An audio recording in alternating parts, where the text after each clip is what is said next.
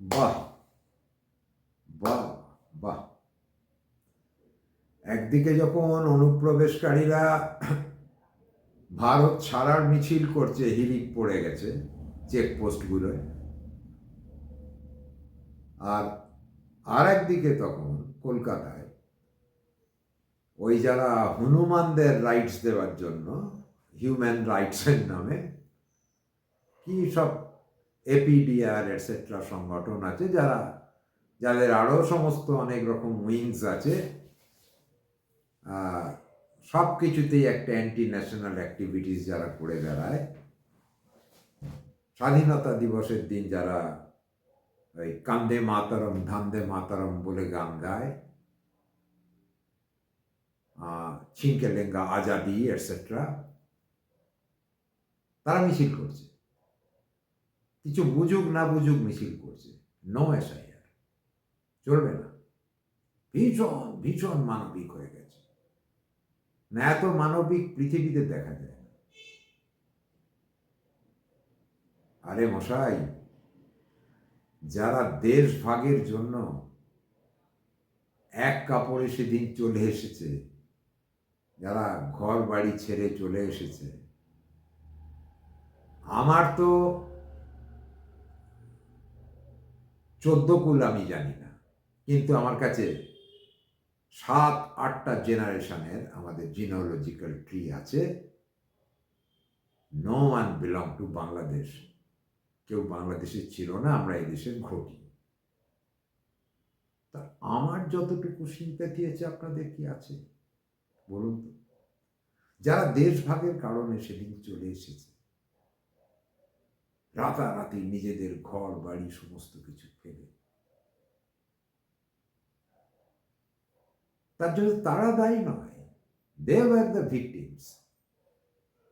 দেশ ভাঙার কারিগররা, ওই সমস্ত জেনারেল ড্যামেজাররা, master of all mischief, root of all evils, Nehru Jinnah, ওদের কারণে, ব্রিটিশদের কারণে, সব এক হয়ে তারা ভিকটিম হয়ে দেশ ছেড়ে চলে এসেছে, এদেশ উদ্বাস্তু হয়েছে। তাদের জন্য তো সহানুভূতি থাকবেই, কিন্তু there should be a limit. You must put an end to the exodus. একটা জায়গায় তো থামতে হয়। 46 গেল, 71-এর যুদ্ধ গেল, ধরে নিলাম তারপরে, কিন্তু 90-এর পর থেকে যারা 10 টাকার হাত ভিতর দিয়ে আমরা দেখতাম রেশন কার্ড করে করে হাত ভিসা চলতো, এপার ওপার যাচ্ছে আসছে। আপনাদের আমি একটা ছোট্ট ঘটনা মনে করি।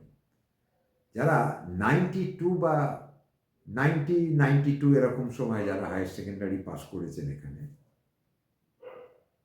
আমাকে যেহেতু টেস্ট পেপার অনেকগুলো, আমরা যারা পড়াই, আমাকে একা কেন অনেককেই, তাদের একটা দেখবেন ওই সময় টেস্ট পেপারে একটা কম্প্রিহেনশন প্যাসেজ থাকতো। সেই প্যাসেজটা কিসের ওপর ছিল জানেন? স্টেটসম্যানের একটা এক্সার্ট দিয়ে দিত। এই 1992 যতটা আমার মনে পড়ছে, ওই প্যাসেজটায় বলা ছিল, একটা বড় রিপোর্ট বেরিয়েছিল, যে ভোরবেলার ট্রেনে বাংলাদেশি দুষ্কৃতীরা আসছে, মিসক্রিয়েন্টরা এপারে চলে আসছে, সন্ধে রাতটা তারা ফুটপাথে থাকছে কলকাতা, অপকর্ম করে, তার মধ্যে কটেজ ইন্ডাস্ট্রি, ব্যাংক, বড় বড় কয়েকটা তখন ডেকয়েটি হয়েছিল, চুরি ছ্যাঁচড়ামি খুব চলছিল। এটা এই 92-93 এরকম সময়। তো দেখা গেল যে তারা পরের দিন আবার বেনাপোল পেট্রাপোল দিয়ে চলে গেল। কি দরকার ছিল বর্ডার রাখা? অনুপ্রবেশী যদি হতে থাকে, তাহলে তো they should be treated as parasites. এটা কেন মানছেন না আপনারা? আমাদের ট্যাক্সের টাকায় আমাদের সরকারি প্রকল্পগুলোর ভাগ নেবে, সব কিছু করবে, আর তাদের তাড়ালে দোষ? এটা কখনো হয়? আপনি জানতো, if you cross the border of another country without any valid documents, you will be shot dead or you will be jailed. আর অন্য দেশ থেকে যখন কেউ আসবে তাদেরকে জামাই আদর করবেন, এটা কখনো হয়? যারা বাংলাদেশ থেকে আগে এসেছেন তারাই এটার বিরোধিতা করছেন। তারাও চান না যে এরা কেন আসছে, এরা তো অনুপ্রবেশকারী।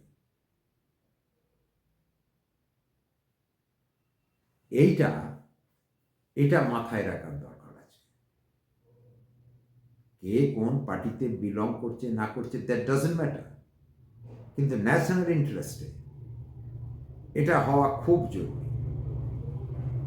এবং এই যে ইমিগ্রেশন অ্যান্ড ফরেনার্স অ্যাক্ট 2025 হয়েছে 1 সেপ্টেম্বর অনওয়ার্ডস এবছর, এইরকম স্ট্রিক্ট আইন দরকার যে 5 থেকে 7 বছর জেল হবে এবং 5 লাখ টাকা করে ফাইন এবারে এনঅ্যাক্টেড হয়েছে। এটা এনফোর্সড হওয়া খুব জরুরি ছিল।